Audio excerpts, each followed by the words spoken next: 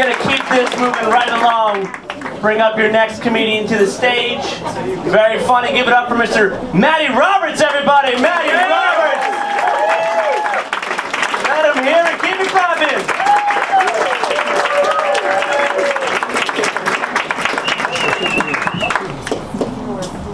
Thanks, Tracy, for warming me up. Appreciate that. All right. Anyway, so I'm a 23-year-old stay-at-home son. Yeah, I know. I kind of look like the brawny paper towel guy's son that he never wanted. Can't grow a mustache. But yeah, I know that's not surprising. I live at home, but I'm actually 23 years old. If you saw that SNL skit, Let's Do It in My Twin Bed, I didn't think it was funny because that's kind of my internal monologue. Fuck, yeah, I have a twin bed, it's terrible, but yeah, I actually am 23. It's tough though, like pedophiles from far away, they find me appealing, but once they find out I have a 401k, they kind of back off a little bit. Made it easier to avoid certain Santa Clauses at the mall this week. Yeah, I know, my face is kind of punchable looking, and I think one reason for that is I don't really hate Dave Matthews. Like, I think he's like a good musician. I think he cuts a lot of flack though because he's got kind of a weird voice. Like, he would not be successful in any other line of work pretty much. Like, imagine him on Wall Street or something.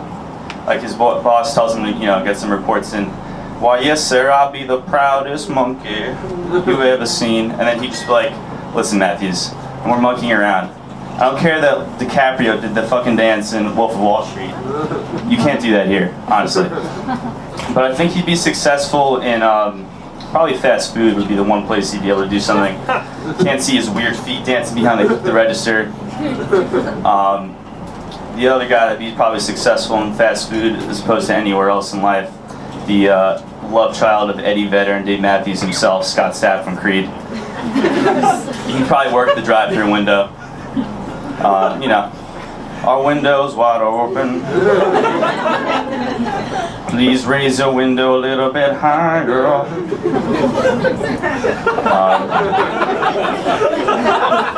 Tracy Morgan went on before me. Yeah, that happened. So, yeah, they probably get Darius Rucker for security. We are all out of food. Need to get out of my restaurant. But yeah, so I know I said I was a stay-at-home son before, but I actually do have a job. It's shocking.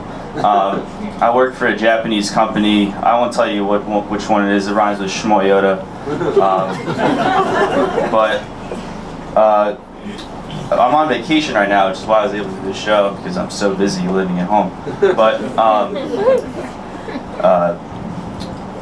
yeah, I haven't been able to work this week, which has been great. It's nice to have certain days off though, Christmas, New Year's, and then for a Japanese company, there's certain holidays that work better than others.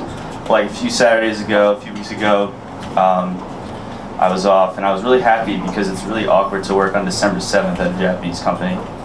It's a Pearl Harbor joke. That happened. Like, can you imagine the water cooler conversations those days are tough. Like, that was a really bombastic meeting we just had, Kaz. I know the head of the company, he was not really feeling the whole thing here. Kind of a mess, Kaz, because he was harboring some ill will towards you. A veteran of the corporate world. All right, I'll stop there.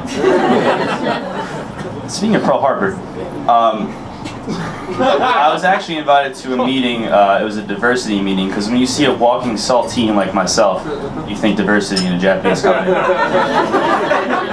But two things happened that I learned that day. I learned about racial diversity in the company and the power of the penis. That was the two things I learned. Because actually, I'm not making this up, a woman actually apologized for Pearl Harbor during the meeting. Japanese woman. It was silence, and then me and a large black woman both laughed hysterically and broke the tension. So that's kind of the dream that Dr. King was thinking about, when a small white boy and a middle-aged black woman can laugh at a Japanese woman's expense during a commemorating a 75-year-old tragedy. Yeah, thank y'all.